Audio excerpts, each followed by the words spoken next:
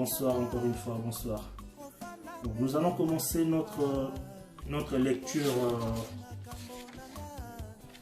par rapport à l'enseignement de ce jour. Alors, notre lecture de base se trouve toujours dans le livre de Marc. Marc chapitre 5. À partir du verset 21.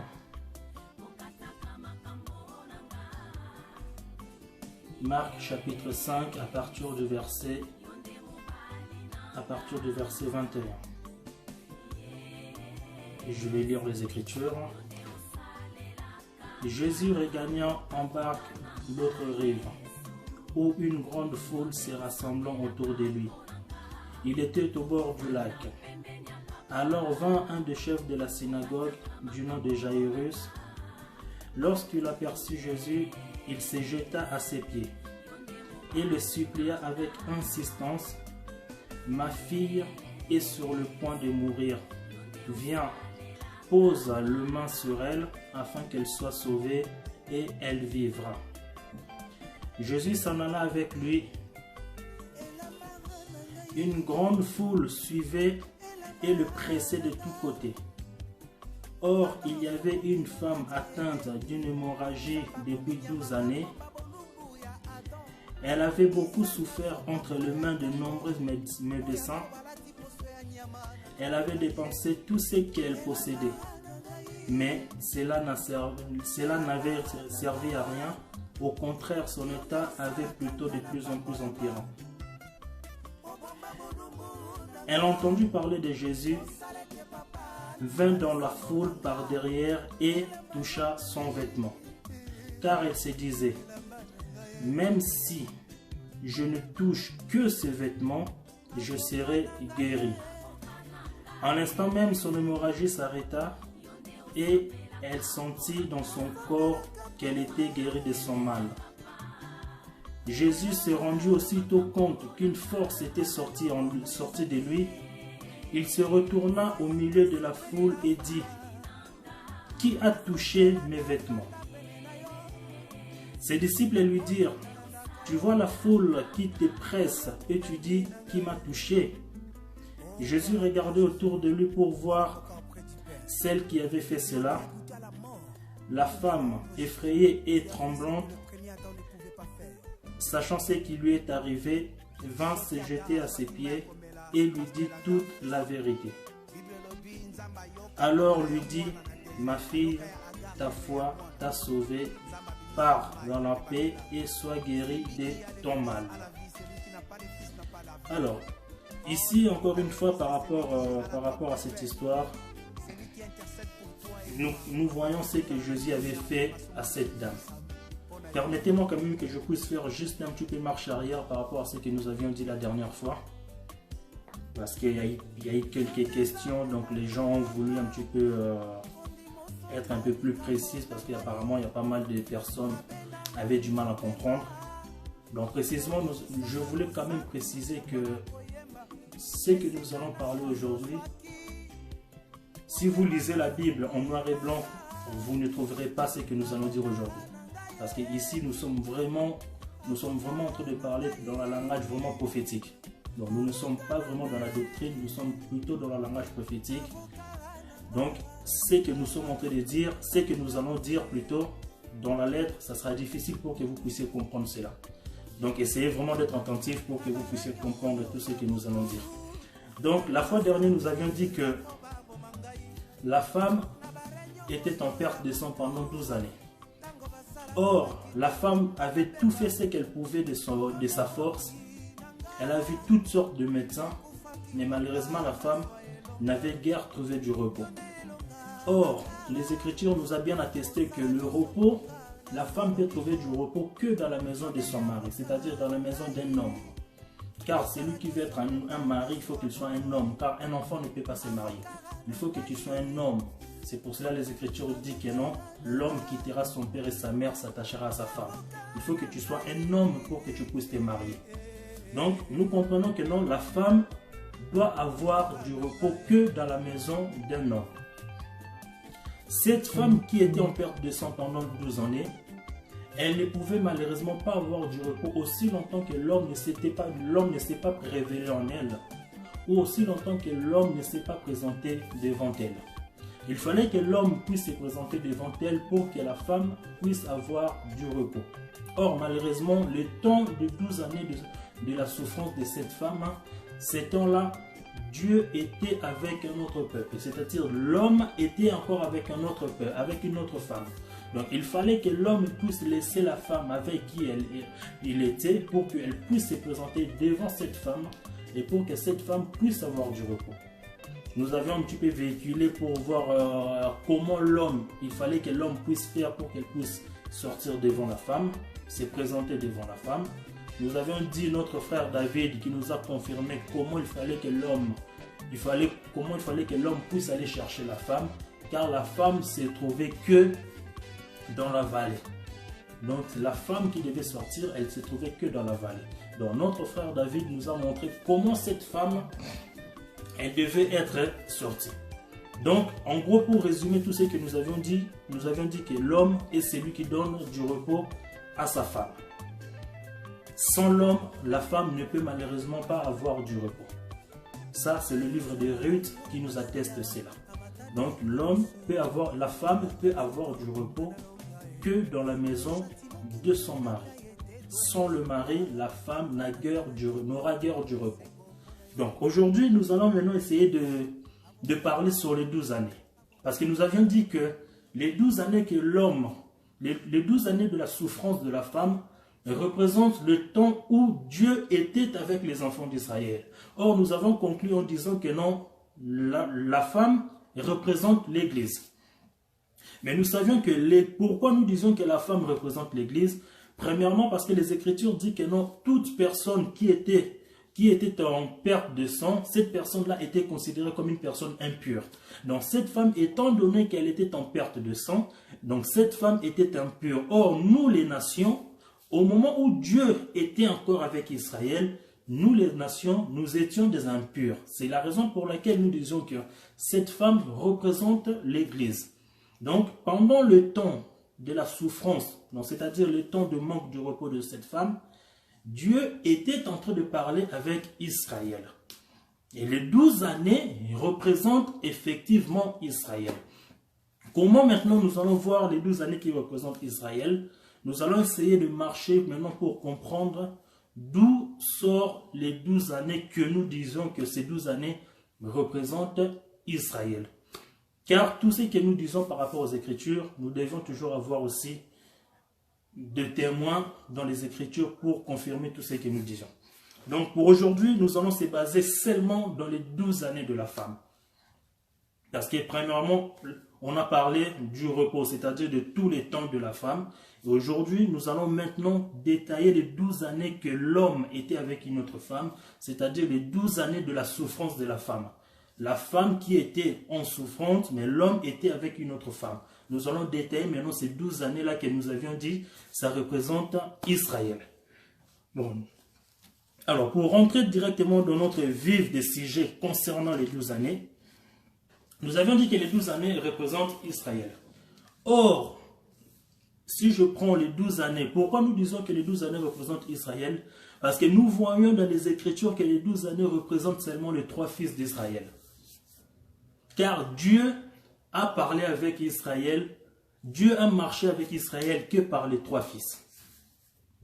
Donc c'est seulement les 3 fils qui ont permis que Dieu puisse parler, Dieu puisse marcher avec eux. Dieu n'a pas marché avec les enfants d'Israël par rapport à 4 ou 20 ou 50 fils, seulement avec les 3 premiers fils. Or, les 3 premiers fils de Jacob, c'est ces 3-là qui représentent justement les nombres d'années de la souffrance de cette femme.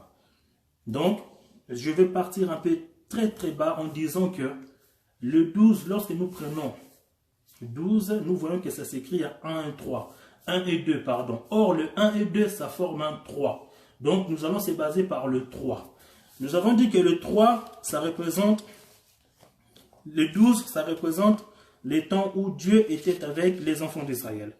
Donc, nous allons maintenant partir pour prendre les Écritures. Nous avions dit que le 12 années, ce sont les 3 enfants d'Israël. Or, les 3 enfants d'Israël, nous les connaissons, c'est seulement les 3 premiers fils d'Israël. Nous allons prendre maintenant les Écritures pour que nous puissions marcher dans les Écritures. Alors, nous allons partir dans le livre de dans le livre de Genèse. Dans le livre de Genèse, Genèse chapitre 29,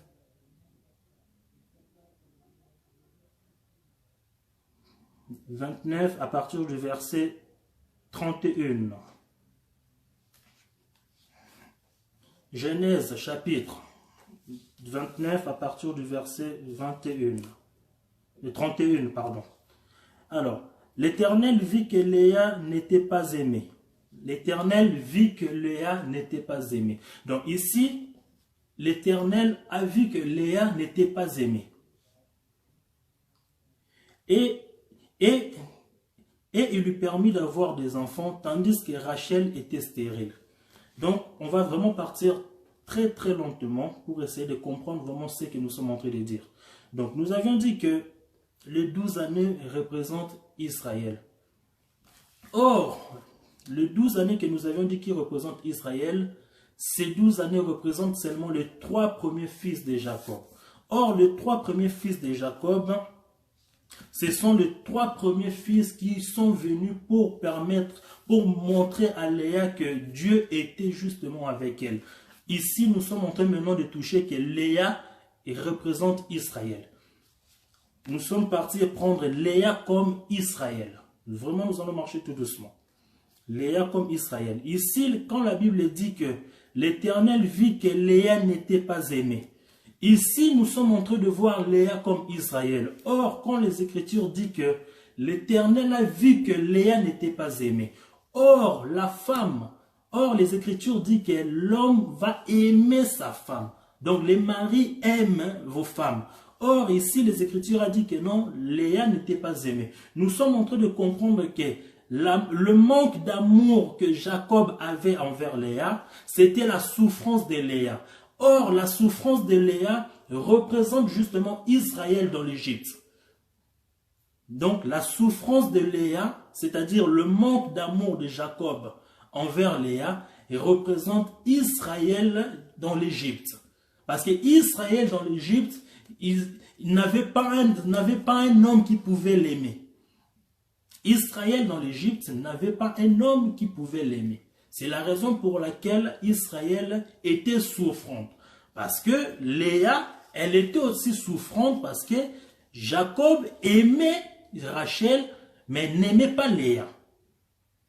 Or, la femme, si l'homme n'aime pas la femme, nous comprenons que cette femme-là n'aura pas du repos.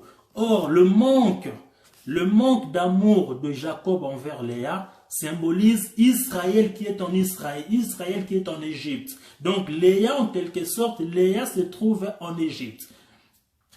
Donc nous allons partir pour voir maintenant pourquoi nous disons que les 3 enfants représentent justement les 12 années de la femme.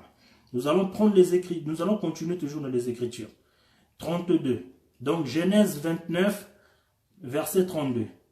Léa tomba enceinte et mit au monde un fils qu'elle appela Ruben, car elle dit, « L'Éternel a vu mon humiliation et désormais mon mari m'aimera. » Dieu a permis que Léa puisse tomber enceinte et qu'il puisse enfanter un fils. Et Léa est en train de dire que Dieu a vu mon humiliation. Donc nous comprenons que Ruben est la réponse, c'est-à-dire Ruben est la réponse de Dieu envers Léa. C'est-à-dire Léa, lorsqu'il est en train de voir Ruben, elle est en train de se dire que l'Éternel a vu. Donc c'est-à-dire l'Éternel me voit. Donc l'Éternel voit Léa au travers Ruben. Donc s'il n'y avait pas Ruben, l'Éternel ne pouvait malheureusement pas voir Léa. Pour que Léa puisse savoir que l'Éternel ne l'a pas abandonné, donc l'Éternel était obligé d'envoyer un signe à Léa. Et le signe en question, c'était Ruben. Parce que Léa a dit que l'Éternel a vu mon humiliation. Or, nous sommes en train de se dire que l'humiliation que Léa était en train de subir, c'était tout simplement le manque d'amour que Jacob avait vis-à-vis d'elle. Or, le manque d'amour là, ça symbolise Israël en Égypte. Car Israël en Égypte n'avait pas un mari qui pouvait les aimer. Donc, pour que Léa puisse savoir que l'Éternel me voit, il fallait que Léa puisse avoir Ruben. Car Ruben symbolise la réponse de Dieu envers Léa. Donc, j'espère que nous comprenons vraiment bien. Nous allons vraiment essayer de partir tout doucement par la grâce pour que nous puissions comprendre un peu comment nous allons marcher. Donc, pour que Léa puisse être sûre que l'Éternel me voit, il fallait que Ruben voie. Il fallait que Ruben vienne. Donc, Ruben est la réponse de Dieu envers Léa. Donc, ça symbolise que Léa, je te vois. Je ne t'ai pas abandonné, je te vois. Donc, pourquoi maintenant nous disons que Léa représente Israël? Nous allons maintenant partir toucher aussi Israël physique. Nous allons prendre les Écritures dans le livre des Exodes. Dans le livre des Exodes, chapitre 3. Exode chapitre 3, verset 7. Exode chapitre 3, verset 7. Bon, on va commencer par 6, toujours pour comprendre un peu l'histoire.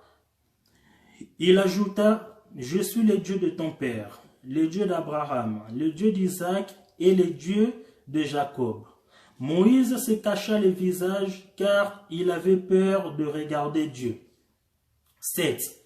L'Éternel dit, « J'ai vu la souffrance de mon peuple qui est en Égypte, et j'ai entendu le cri qu'il pousse devant ses oppresseurs.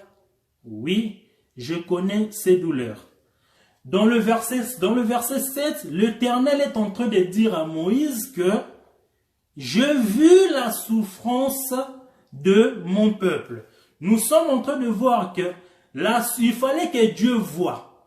Il fallait que Dieu puisse voir la souffrance d'Israël pour que les enfants d'Israël puissent être rassurés que Dieu a bel et bien vu leur souffrance. Il fallait que Dieu puisse envoyer Moïse. Donc nous sommes en train de voir Moïse et Ruben représentent la même personne.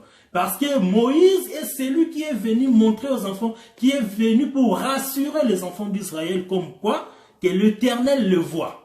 Et ici, nous sommes en train de voir Ruben et c'est lui qui est venu rassurer à Léa que l'Éternel me voit. Donc, nous voyons que Léa représente Israël et Ruben représente Moïse. Or, nous pouvons dire que Ruben, c'est tout simplement la loi. Donc, c'est le premier fils des enfants d'Israël. Donc, nous avions dit que les 12 années de la femme de perte de sang représentent les temps où Dieu parlait avec les enfants d'Israël. Or, les 12 années représentent seulement les 3 fils. Parce que Dieu a parlé aux enfants d'Israël que par les 3 fils. Ce que nous connaissons, c'est que par les 3 fils. Parce que le 4e fils, lorsqu'il viendra, là-bas, ça sera la fin. Si Dieu fait grâce, un jour on en parlera.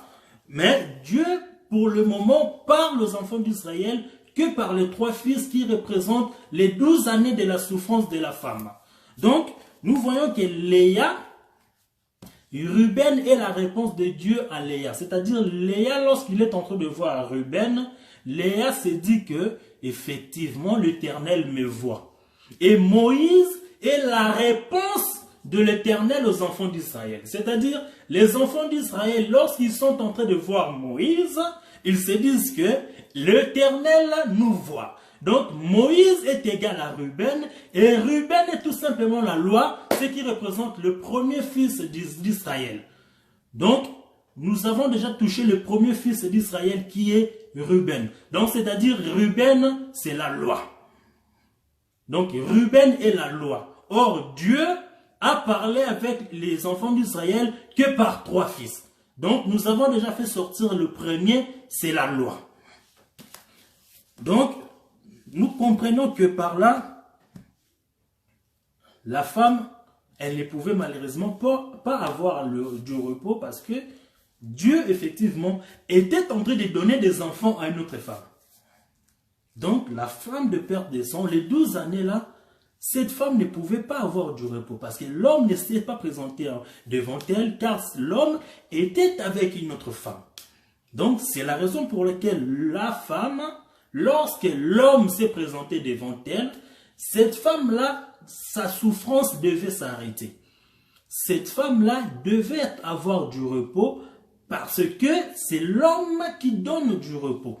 Et lorsque l'homme se présente devant la femme, lorsque l'homme prend la femme, et la femme doit avoir du repos. Et ici, nous sommes en train de voir Léa, qui représente Israël, Léa qui est en souffrance, parce que Jacob ne l'aimait pas. Or, nous comprenons que le manque d'amour de Jacob envers Léa, c'est tout simplement le temps où Israël était en Égypte.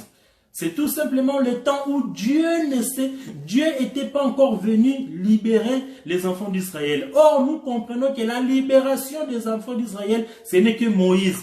Or, nous voyons que la libération de Léa, ce n'est que Ruben. Or, Ruben vient pour dire à Léa que l'Éternel t'a vu. Or, Moïse vient pour dire aux enfants d'Israël que l'Éternel nous a vus. Donc, nous comprenons que Ruben, c'est la loi, donc c'est le premier fils des enfants d'Israël. Nous allons maintenant essayer de voir le deuxième fils. Car nous avions dit que le premier fils, il s'appelle Moïse, c'est-à-dire Ruben, c'est-à-dire la loi. Ça, c'est le temps où Dieu était avec Israël, c'est-à-dire nous, l'Église, on était encore impurs. Nous allons toucher le deuxième fils pour essayer de continuer toujours dans notre parcours. Alors, nous allons retourner toujours dans le livre de Genèse. Genèse 29, toujours, le verset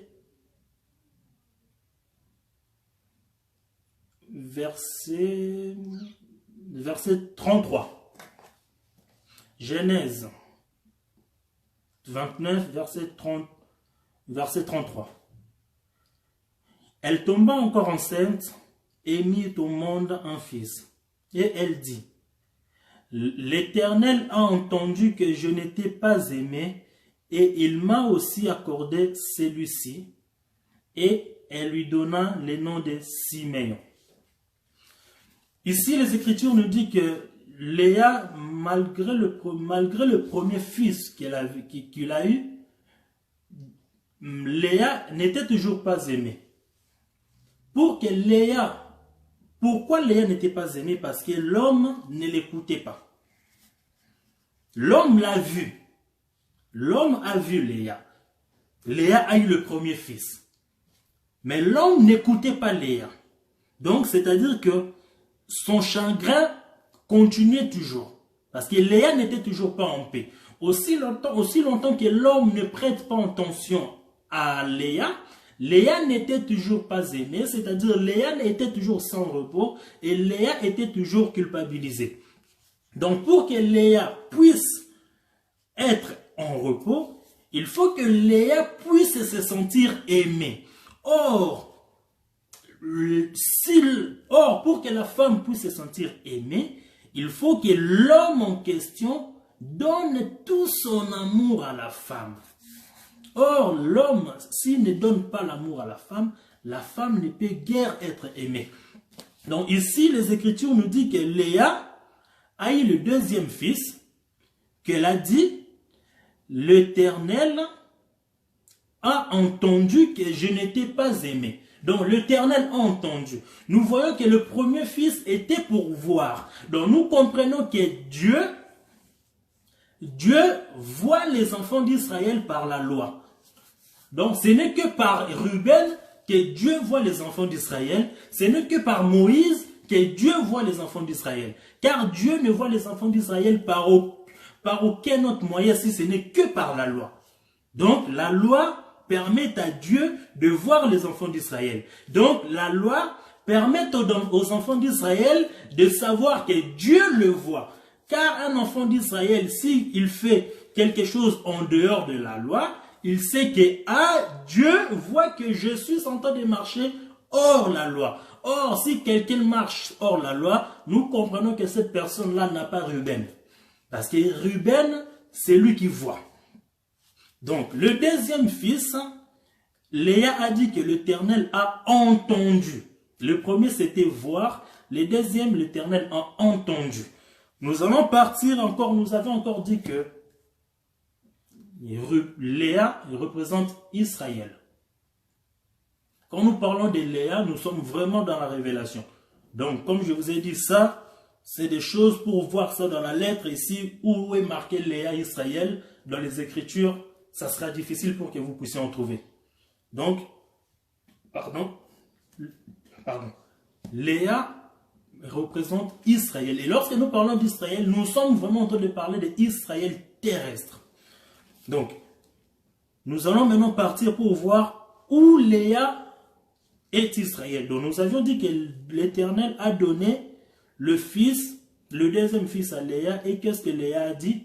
L'Éternel a entendu. Le premier, c'était l'Éternel a vu. Le deuxième, c'est l'Éternel a entendu. Et nous allons repartir pour les enfants d'Israël pour voir d'où l'Éternel les a entendus. Alors, nous allons retourner toujours dans le même passage que nous avions lu à Exode.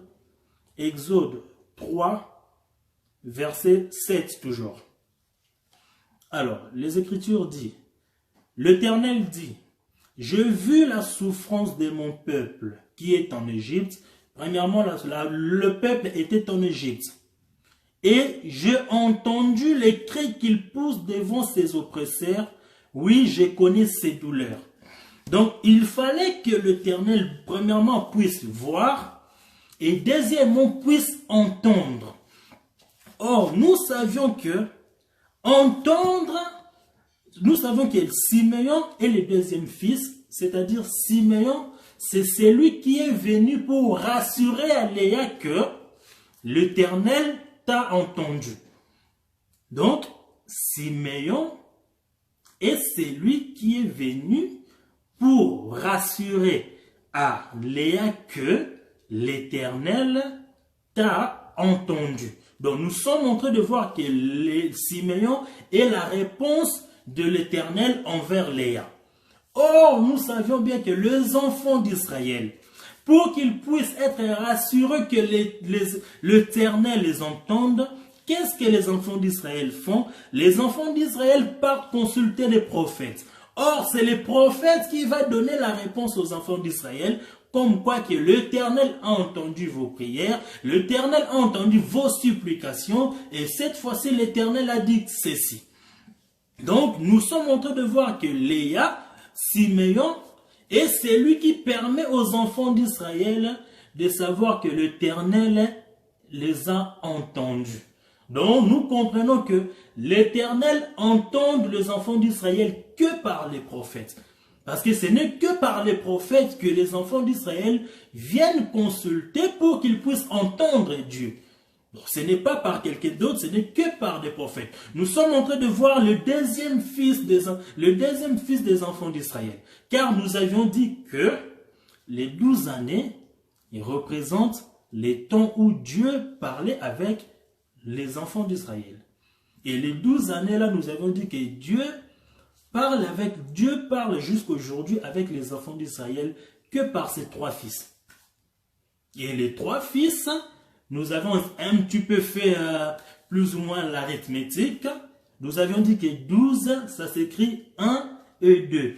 Or, les 1 et 2 font 3. Et le 3 là que nous prenons dans le 12, c'est ça que nous sommes en train de faire sortir pour les enfants d'Israël.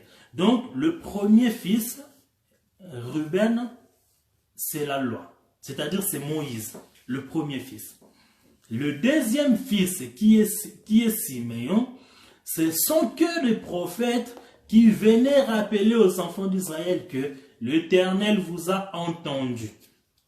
Car les enfants d'Israël, s'ils ont besoin d'entendre Dieu, ils passaient que par des prophètes. Donc les prophètes représente le deuxième fils qui est Siméon, qui permet à Léa de savoir, d'être sûr que l'Éternel m'entend. Donc, ici, nous avions touché le deuxième fils qui est Siméon.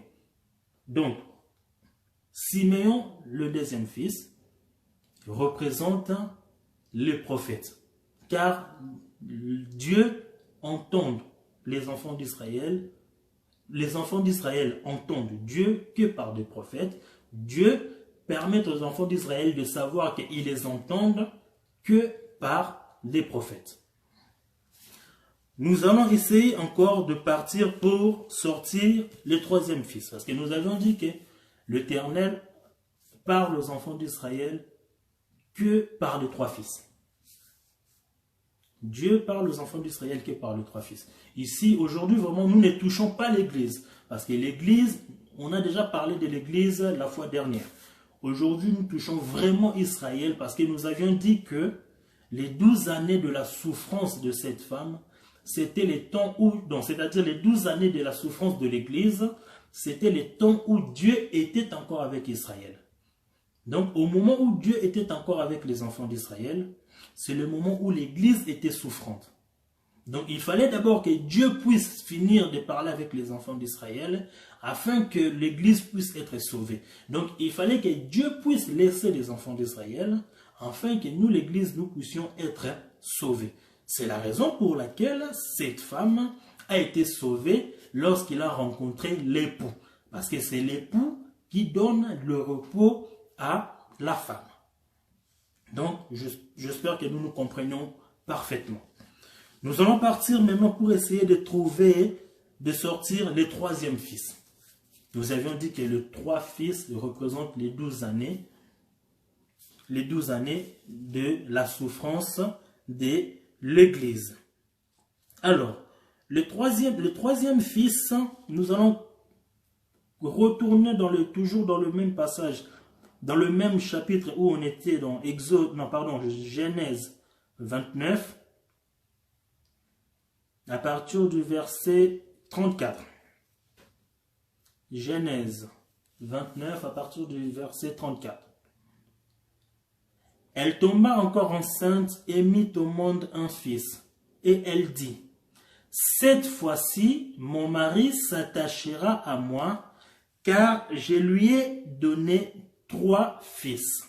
C'est pourquoi on l'appela Lévi. » Donc ici, Léa est en train de dire quoi? Léa est en train de dire que l'Éternel, c'est-à-dire mon mari, va s'attacher à moi. Pourquoi? Parce que je lui ai enfanté 3 fils. Donc, si Léa n'avait pas enfanté 3 fils, nous comprenons que l'Éternel ne pouvait guère le mari ne pouvait guère s'attacher en elle. Pour que le mari s'attache en elle, il faut que Léa puisse enfanter 3 fils. Donc, l'Éternel,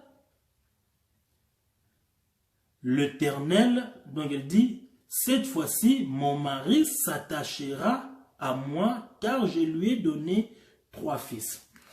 Or, l'attachement de Marie envers la femme, c'est grâce au 3e fils. C'est-à-dire, c'est grâce à Lévi. Donc, si Lévi n'était pas venu, nous comprenons que le mari n'allait malheureusement pas s'attacher à la femme. Donc, pour que le mari s'attache à la femme, il fallait que le troisième fils puisse venir. Donc, Lévi est l'attachement du mari envers sa femme. Or, à quel moment l'Éternel s'attache aux enfants d'Israël? L'Éternel s'attache aux enfants d'Israël. L'Éternel s'attache aux enfants d'Israël que nous voyons que l'Éternel s'attache aux enfants d'Israël que par le moyen du tabernacle. Or, le tabernacle, pour que tu rentres là-bas, pour que tu puisses t'attacher à l'Éternel, il faut que tu sois un descendant de Lévi. Car ce n'est qu'un Lévi qui permettent aux enfants d'Israël de s'attacher à l'Éternel. Ce n'est qu'un Lévite qui permet aux enfants d'Israël de s'attacher à l'Éternel. Donc, ce n'est que Lévi qui permet à Jacob de s'attacher à Léa. Donc, nous comprenons que ce n'est que par les 3 fils que Dieu était en train de parler aux enfants d'Israël. Donc, nous avions dit que Ruben représente la loi, car Ruben, c'est Moïse, c'est celui qui permet, c'est celui qui rassure les enfants d'Israël que Dieu vous voit. Le deuxième, nous avons dit que Siméon, et Siméon, c'est les prophètes, car c'est Siméon et c'est lui qui permet aux enfants d'Israël de dire que l'Éternel nous entende. Et Lévi, et c'est lui qui permet à Jacob de s'attacher à Léa. Donc, le Lévite sont seulement c'est seulement le Lévite qui permet aux enfants d'Israël de s'attacher à l'Éternel. Car ce n'est que le Lévite qui font la liaison entre l'Éternel et les enfants d'Israël. Car ce sont que le Lévite qui pouvait rentrer dans le lieu très saint. Car le lieu très saint, ce n'est que le lieu où l'Éternel se communique avec les enfants d'Israël. Pour que l'Éternel puisse se communiquer avec les enfants d'Israël, ce n'est que par le souverain sacrificateur qui est le descendant de Lévite, qui est le 3e fils de Léa. Donc nous sommes en train de dire que le 3 fils, c'est-à-dire Ruben, Siméon, Lévi, représente Moïse, donc la loi, représente les prophètes et représente le psaume. Alors, pour que nous puissions avoir une confirmation que l'Éternel parlait qu'avec ces 3 enfants-là, nous allons partir dans le livre de Luc, là-bas où nous avions une confirmation que l'Éternel, effectivement, parlait aux enfants d'Israël que par ces 3 enfants-là, pas par 4 ou 5 enfants, ce n'est que par les 3 premiers enfants, les 3 premiers fils que l'Éternel parlait aux enfants d'Israël.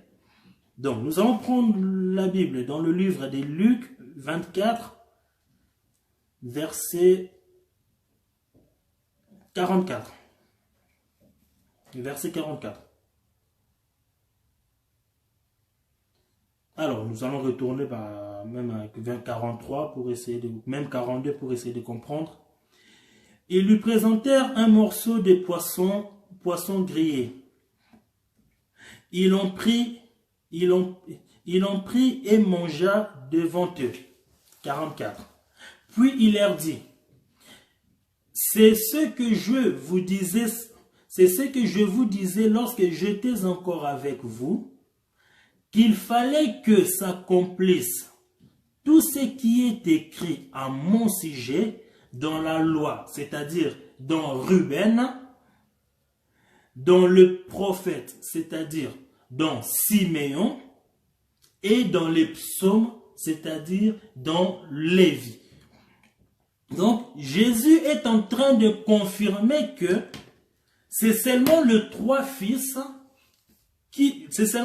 premiers fils de Jacob qui permettait à Dieu de se communiquer avec le peuple d'Israël. Donc, les 3 premiers fils qui représentent les 12 années de la souffrance de cette femme, nous avions dit que cette souffrance ne pouvait guère terminer aussi longtemps que l'homme était avec les enfants d'Israël. Il fallait que l'homme puisse d'abord abandonner les enfants d'Israël pour qu'elle puisse venir sauver d'abord cette femme et après pour que la femme puisse avoir du repos. Car ce n'est que l'homme qui donne du repos à la femme. La femme ne peut malheureusement pas avoir du repos elle-même, ni par sa force, ni par quoi que ce soit comme moyen, si ce n'est que par le moyen d'un mari. Parce que le mari doit aimer sa femme. Or, une femme qui est en manque d'amour, c'est une femme qui est en manque du repos. Parce que nous voyons que Léa n'était pas aimée. Donc nous comprenons que Léa était en manque d'amour. Et il fallait que Léa puisse être aimée. Donc la femme de perte de sang, il fallait que l'homme puisse venir l'aimer, afin que cette femme puisse trouver du repos. C'est ainsi que la femme, lorsqu'elle a rencontré Jésus, et cette femme était dans l'obligation d'être guérie. C'est-à-dire, l'Église, lorsque Jésus s'est présenté en nous, nous sommes dans l'obligation d'être guéris. Car la guérison, ce n'est que par Jésus. Car le Fils, ce n'est que celui qui donne la vie. Car les Écritures attestent en disant que celui qui n'a pas le Fils n'a pas la vie. Or, la vie ne se donne que par le Fils. Toute personne qui n'a pas le Fils, toute personne qui n'a pas de Fils, toutes ces personnes-là n'ont pas la vie en elles, car le Fils n'est pas en elles. Car pour que tu puisses avoir la vie, il faut que le Fils soit en toi.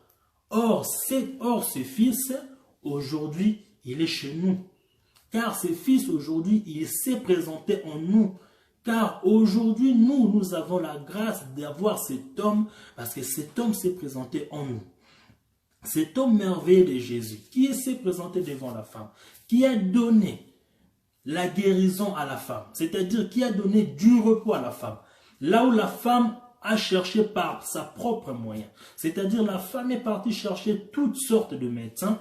Malheureusement, la femme n'a guère trouvé du repos, mais ce n'est que par le Fils, c'est-à-dire par le mari, c'est-à-dire par l'homme, pour que cette femme puisse avoir du repos. Donc, aujourd'hui, nous, l'Église, nous sommes en repos parce que le Fils est en nous, parce que nous avons le mari en nous, parce que le mari vit encore avec nous, parce que nous dormions encore avec le mari, parce que le mari tend son oreille lorsqu'on lui parle, parce que le mari est attentionné vis-à-vis de sa femme, parce que le mari nous appartient tout simplement. C'est la raison pour laquelle nous, l'Église, nous sommes dans la joie. Nous sommes dans la joie parce que le mari nous appartient. Or, aujourd'hui, nous sommes en train de voir que la femme, donc c'est-à-dire Léa, n'a pas encore du repos, malgré les 3 fils que Léa a eu, c'est-à-dire malgré la loi, malgré les prophètes, malgré les psaumes, Léa n'a toujours pas du repos. Or, Léa aura du repos que par le 4e fils. Il faut que Léa puisse avoir le 4e fils pour que Léa puisse avoir du repos. Alors que pendant les 3 premiers fils que le mari était encore avec elle, Léa malheureusement n'a toujours pas trouvé du repos. Or, le repos se trouve que par le 4e fils. Donc le 4e fils, quand il viendra, parce que le 4e fils en ce moment, le 4e fils en ce moment ne viendra pas maintenant, parce que nous en ce moment nous avons encore le mari. Donc l'homme est encore avec nous. L'homme est encore avec nous. Nous sommes encore en train de profiter de vivre pleinement cet amour parfait avec l'homme. Nous sommes encore en train de profiter les temps où nous sommes en train de passer en intimité avec l'homme. Nous sommes encore de profiter des temps où l'homme est attentionné. C'est-à-dire lorsque tu dis quelque chose à l'homme, l'homme tend son oreille pour qu'il puisse t'écouter. Et l'homme te rassure qu'il te donne la réponse parce que l'homme te dit que viens à moi, toi qui es fatigué, chargé, je te donnerai du repos. Or, la femme, lorsque la femme est fatiguée, c'est seulement l'homme qui doit donner du repos à la femme. Parce que les Écritures disent que la femme portera tous ses désirs auprès de son mari. Or, nous comprenons que les désirs de la femme, ce n'est que le fardeau, et l'homme est là pour satisfaire la femme. C'est-à-dire, l'homme est là pour répondre aux besoins de la femme. Donc, l'homme est là pour nous donner du repos. Donc, nous profitons encore avec ce temps merveilleux. Nous sommes encore en train de passer des moments glorieux avec notre mari. Nous sommes encore en train de passer des moments inoubliables avec notre mari. Nous sommes encore en train de continuer en intimité avec notre mari. Et c'est tout simplement une grâce d'avoir un mari aussi amoureux. Parce que notre mari nous aime. Notre mari nous aime. Nous avons vu comment il a fait avec cette femme de perte de sang. Cette femme était... Je pense que cette femme, ça c'est moi qui rajoute, je pense que cette femme, Jésus était vraiment, disons, comme on dit, sa dernière carte. Parce que la femme a fait tout ce qu'elle pouvait, elle n'a malheureusement pas trouvé la solution. Mais elle a entendu parler de Jésus, la femme s'est dit en elle-même que si je puis seulement toucher ses vêtements, là je serai guéri. Donc nous comprenons que la femme était vraiment désespérée à un niveau que Jésus était sa dernière carte. Quelle grâce! Quelle grâce, parce que ce mari-là est encore en nous. Quelle grâce de profiter encore de cet amour merveilleux. Il est merveilleux cet homme. Donc, vraiment le message que nous voulons dire aujourd'hui, c'était de montrer les 12 années. Parce que nous sommes toujours sur la femme de perte de sang pendant 12 années. Mais étant donné que nous avions dit que les 12 années représentaient les temps où Dieu parlait avec Israël, nous ne pouvions pas rester comme ça sans pour autant démontrer les 12 années. Donc, aujourd'hui, nous avons vraiment touché que les 12 années, le moment où Dieu parlait avec les enfants d'Israël. Donc, c'est ce que nous avions touché vraiment aujourd'hui. Donc, en gros, pour résumer, nous avions dit que Moïse représente Ruben. J'aime bien comme Papa Toto le dit souvent, Moïse est égal à Ruben, est égal à la loi. Donc, nous comprenons que Ruben, c'est la loi. Donc, les prophètes est égal à Siméon, est égal... Non, pardon, les prophètes, oui, est égal à Siméon. Donc, nous sommes en train de voir que Siméon est égal au prophète. Et nous sommes en train de voir que le Lévi est égal au psaume. Donc, les 3 premiers fils d'Israël, c'est les 3 temps où Dieu parlait avec Israël avant qu'il vienne chez la femme de perte de sang. Donc aujourd'hui, Dieu a abandonné cette femme-là avec ses 3 fils. Dieu a laissé Léa avec ses 3 fils. Dieu est venu chez nous, l'Église. Donc le message d'aujourd'hui, c'était vraiment ça. Si Dieu nous prête encore vie, si Dieu nous fait encore grâce, cette histoire, ça cache tellement de choses que nous allons vraiment essayer par la grâce de rentrer encore un peu plus en profondeur. Donc, nous avions dit que au début de notre lecture, Jairus, nous allons juste un peu essayer de toucher là-bas rapidement. Jairus qui se présente devant Jésus, nous sommes en train de dire que ce Jairus-là est un juif. Jairus-là représente Israël. Or, Jairus qui est en train de présenter Israël, lorsqu'il se présente devant Jésus, qu'est-ce que Jairus est en train de dire? Jairus fait une prière en disant à Jésus que viens, en disant à Jésus qu'impose-lui les mains, en disant à Jésus qu'elle soit sauvée et en confirmant en disant qu'elle vive. Nous sommes en train de dire déjà que Jairus est en train de prophétiser déjà le temps où l'homme retournera pour donner le 4e fils à Léa. Parce que ce temps-là n'est pas encore arrivé. Donc la prière de Jairus, au moment où nous sommes en train de parler, cette prière ne s'est pas encore accomplie. Parce que Jairus qui est en train de représenter Israël, c'est Jairus qui est en train de venir supplier Jésus. Or, Israël en ce moment ne supplie pas Jésus. Israël en ce moment n'ont pas besoin d'appeler Jésus.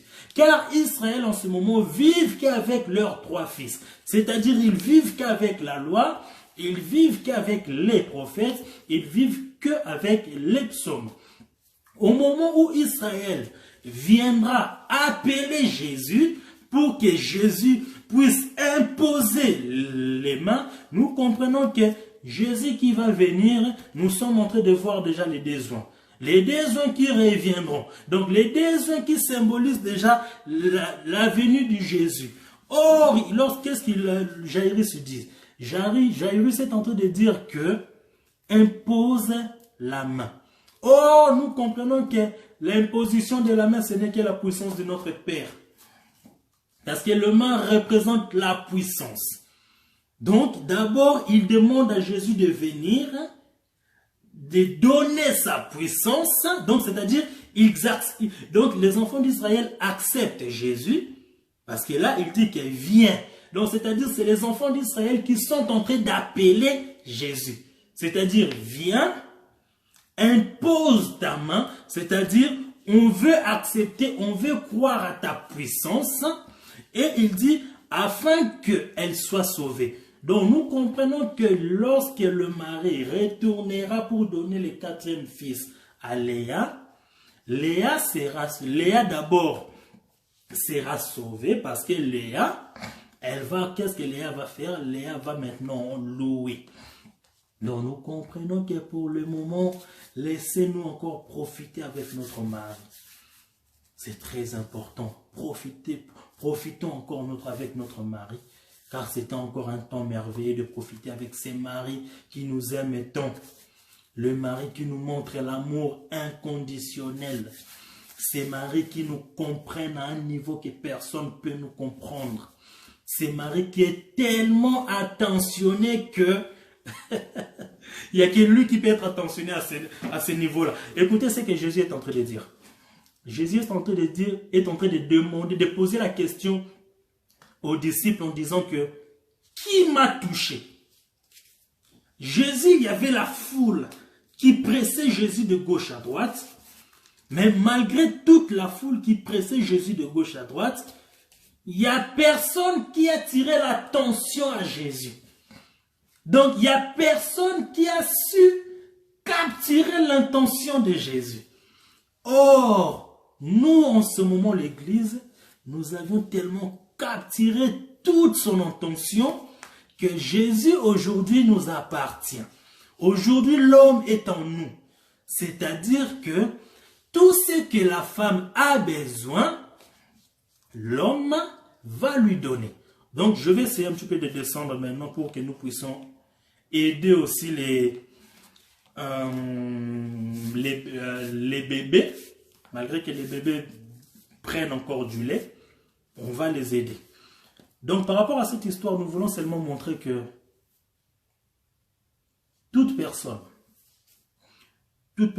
qui met sa confiance à l'Éternel, cette personne ne sera jamais confuse.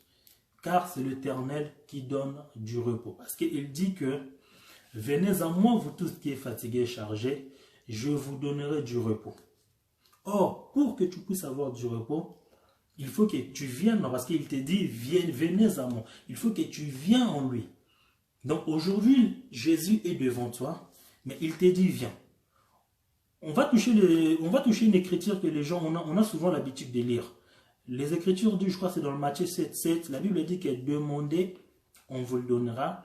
Cherchez, vous trouverez. Frappez, on vous ouvrira la porte. Donc, demandez lorsque tu es en train de te demander. Les Écritures te rassurent que on te donnera. Donc, si on te demande, on va te donner. Donc, or, la personne qui va demander, c'est seulement la femme. Parce que les besoins de la femme, c'est seulement l'homme qui doit le satisfaire. Donc, lorsque tu es en train de demander à Jésus, qui est l'homme, c'est celui qui va te donner. Lorsque tu es en train de chercher, parce que les Écritures continuent en disant, cherchez, vous trouverez. Les Écritures nous disent que ils se laissent trouver par celui qui les cherche. Donc, si toi, tu veux vraiment rencontrer ces Jésus, il faut seulement que tu le cherches. Si tu cherches ces Jésus, là, tu le trouveras. Si tu cherches ces Jésus, là, tu le trouveras. Si tu lui demandes, il te donnera. Donc, il faut que tu viennes le chercher, il faut que tu viennes le demander pour qu'il te donne. Il faut que tu viennes le chercher pour que tu le trouves. Et il faut que tu puisses frapper pour qu'il t'ouvre la porte. Parce il est la porte, il est la porte qui mène au salut. C'est-à-dire, s'il ouvre cette porte, tu rentres dans le salut. Parce que le salut, c'est Jésus. Donc, aujourd'hui, toute personne qui doute encore, ou toute personne qui sont encore perdus, rien n'est encore trop tard. Nous sommes encore dans les temps de la grâce. Or, les temps de la grâce, c'est un temps où le mari est encore très attentionné. C'est-à-dire, c'est un temps où le mari ne peut jamais se fâcher. C'est un temps où le mari te dit, viens, il va te donner du repos. Donc, toi qui veux chercher ce Jésus, toi qui se poses des questions, toi qui veux croire ou ne crois pas à ce Jésus, aujourd'hui, je me permets de te dire que Jésus est la seule personne qui peut te faire ce que personne ne peut te faire. Jésus est la seule personne qui peut te donner la guérison, là où personne ne peut faire quelque chose pour toi. Jésus est la seule personne qui peut faire au-delà même de ce que tes parents peuvent faire pour toi. Donc, si tu crois en ce Jésus, si tu cherches ce Jésus, parce que cherchez, vous trouverez. Si tu le cherches, tu vas le trouver. Car il dit qu'il se laisse trouver par ceux qui le cherchent. Cherche chez Jésus. Peu importe la vie que tu mènes, dis-toi seulement que moi je vais le chercher. Parce que c'est un mari, c'est un mari qui aime la femme, qui veut se laisser en lui. Donc si tu veux totalement se laisser en lui, peu importe le nombre des hommes que tu avais avant, peu importe le nombre de maris que tu avais avant, quand je parle de mari, je parle de toute la vie, c'est-à-dire de tous les péchés, c'est-à-dire de tout ce que nous faisions. Même si nous étions même si tu étais un voleur, même si tu étais tout ce qui est mauvais, donc tout ce qui est péché, il te dit qu'il est là. Lui, il va t'aimer. Lui, il sera attentionné. Et lui, il te donnera l'amour. Car lui, s'il te donne l'amour, tu auras du repos. Nous avions vu que Léa n'avait pas du repos parce que Jacob ne l'aimait pas. Or, Jacob aimait que Rachel. Donc, le manque d'amour de l'homme envers la femme symbolise le manque du repos. Donc, aujourd'hui, Jésus est vraiment encore devant toi. Il te dit que je me laisse trouver par ceux qui me cherchent. Cherche chez Jésus. Viens chercher chez Jésus. Il est merveilleux. C'est un homme qui n'est pas rancœur. C'est un homme qui n'est pas rancunieux. C'est un homme, par contre, il te fait du bien au-delà même de ce que toi tu pouvais imaginer. Il te fait du bien au-delà de ce que tu pouvais même imaginer. Jésus, il est merveilleux. Si nous sommes en train de le dire aujourd'hui, si nous avions encore la grâce de parler encore de cet homme, cela montre déjà l'amour qu'il a envers nous. Il est merveilleux, c'est Jésus. Donc, toi qui hésites encore, ou toi qui es en train de se dire, voilà, je commence un petit peu à avoir de fatigue, je commence un petit peu à s'affaiblir, laisse-moi te dire que cherche encore ce Jésus. Continue à chercher ce Jésus, car il est le seul qui te donnera du repos. Donc voilà tout ce que nous pouvons dire aujourd'hui. Donc si Dieu nous prête encore vie, si Dieu nous fait encore grâce, prochainement, on viendra, on parlera encore d'un sujet que l'Éternel nous mettra à cœur. S'il faut que nous puissions continuer toujours avec la femme, le perte de sang, parce qu'il y a des choses à cacher là-bas. Il y a encore beaucoup de choses à détailler là-bas. Donc, s'il faut que nous continuions là-bas, nous continuerons là-bas. S'il faut que nous puissions parler d'un autre sujet, nous parlerons de notre sujet.